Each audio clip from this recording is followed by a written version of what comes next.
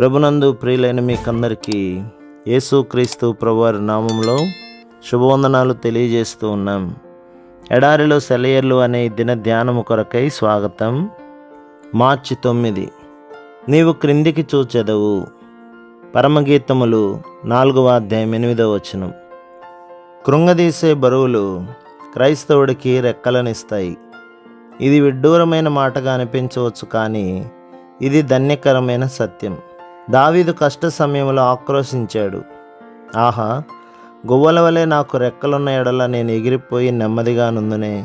కీర్తన గ్రంథం 55వ అధ్యాయం 6వ వచనం. కానీ ఈ ధ్యానాన్ని అతడు ముగించక ముందే ఈ కోరిక అసాధ్యమైనదేమీ కాదని గ్రహించినట్టున్నాడు. నీ భారము యెహోవా మీద మోపుము, ఆయనే నిన్ను ఆదుకొనును అంటున్నాడు. భారము అనే మాటకి ఒక బైబిల్లో యెహోవా నీకు ఇచ్చినది అనే అర్థం కనిపిస్తుంది. పరిశుద్ధుల భారాలు దేవుడిచ్చినవే. యెహోవా మీద ఆనుకోవడానికి వాళ్ళనవి ప్రేరేపిస్తాయి. ఈ భారమే ఆశ్చర్యకరంగా మార్పు చెంది రెక్కలుగా మారిపోతుంది.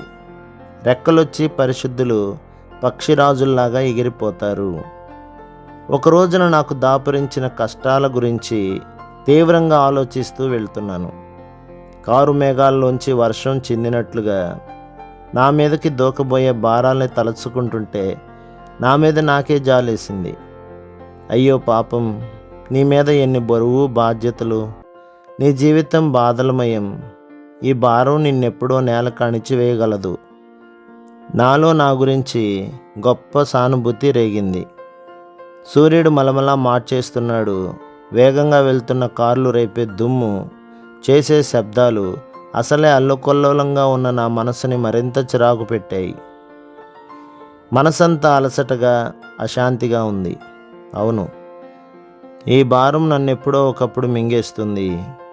నాలాంటి బలహీనుడికి ఇంత పెద్ద పెద్ద బరువులు ఉండడం అన్యాయం అనుకుంటూ నా చింతలో మునిగి తేలుతుండగా ఎక్కడి నుంచో ఒక మెల్లని స్వరం స్పష్టంగా నాతో అంది, ఈ బరువు నిన్ను లేవనెత్తుతుందే గాని అణగదొక్కదు. వెంటనే నా పొరపాటు నాకు అర్థమైంది. నా స్థానం ఈ భారానికి క్రింద కాదు, దానిపైనే. నేను దాన్ని మోయడం దేవుని ఉద్దేశం కాదు, అదే నన్ను మొయ్యాలి. ఆయన సంకల్పిస్తూ ఉన్నప్పుడే నా శక్తి సామర్థ్యాలు ఆయనకి తెలుసు.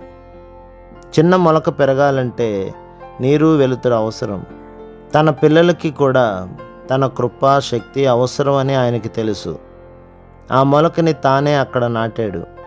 మీద పడిన భారం కింద నలిగి నేల వాలితే చనిపోయినట్టే. కానీ ఆ భారాన్ని అధిగమించి పైకి పెరిగితే జీవం, శక్తి లభ్యమవుతాయి. మన భారాలే మన రెక్కలు. వాటితో మనం కృపలోకాల అంచులకి ఎగిరిపోతాం. అవి లేకపోతే శైశవ దశలోని విశ్వాసంతోనే ప్రాకులాడుతూ తడుములాడుతూ ఉంటాము. పరలోకపు విధానాలు ఎంత విచిత్రమైనవి. మనల్ని అనగదొక్కడానికి వచ్చినాయనుకున్న భారాలు మనల్ని లేవనెత్తడానికట. కాబట్టి నా ఆత్మ ఎప్పటికీ కృంగిపోదు. కానీ ఏ శక్తితో మనం ఈ ఔన్నత్యాన్ని చేరుకోగలం? ఆయన వాక్యంలోని ఈ చిక్కుముడి విప్పే జవాబు ఉంది. క్రీస్తుతో ఏకాంతంగా మన భారాలపై ఎక్కిపోయి ఆయనలో విశ్రాంతి తీసుకోవాలి. ప్రభు మిమ్మును, మీ కుటుంబములను, మీ సంఘములను దీవించి ఆశీర్వదించునుగాక. ఆమేన్.